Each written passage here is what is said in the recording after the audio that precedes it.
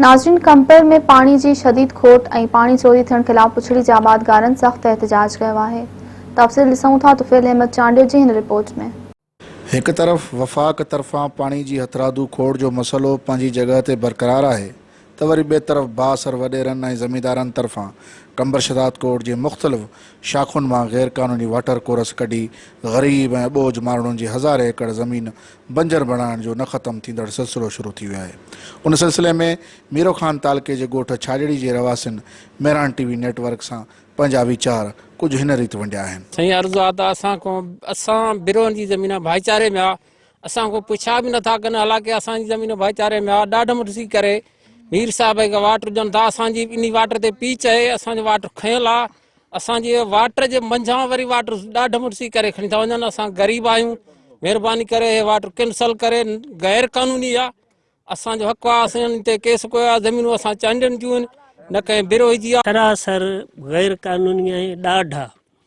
ही असल में हीअ ॻाल्हि आहे त 2008-9 में गवर्नमेंट सिंध जे तरफ़ां बेज़मीन ऐं ग़रीब हारियुनि खे ज़मीन ॾियण जो इश्तिहार ॾिनो अख़बारुनि में, उहे अख़बारूं मौजूदु आहिनि। हुननि छा कयो, मीर नादरी खान मक्सी साहिबु अकबर अली हसराणिया मक्सी दे फोलड़े जो वॾे में वॾो ज़मींदार आहे। उन हिक ई घराणे जे समूरी फैमिलीअ खे 800-900 जरेब गैर क़ानूनी अलाट कराया आहिनि, जॾहिं त हू ऑलरेडी ज़मींदार आहे साॻिए ई देह में।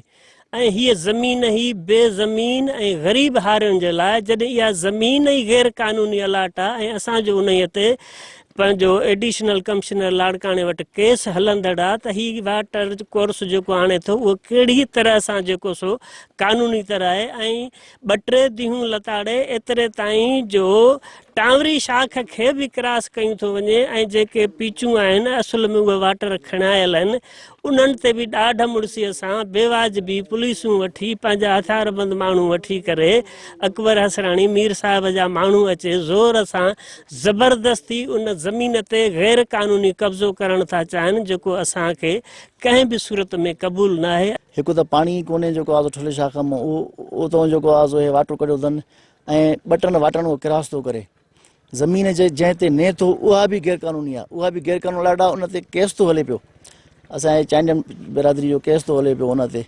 हिकिड़ो हे जेको वाट वञे थो, हिकिड़े वाटर में क्रॉस करे वरी टावरी खे क्रॉस करे 3 वाटर में जेको आहे हुननि आयो ऐं उन जी जेको ऑलरेडी पहिरियों आहे टावरी ते पीच टावरी ते ई आहे उनजी, ऐं उन ते बि केस थो हले। एराज़ी टोटल जेका आहे सा उनजी सेंक्शन एराज़ी जेका आहे सा 300 जरेब ज़मीन आहे।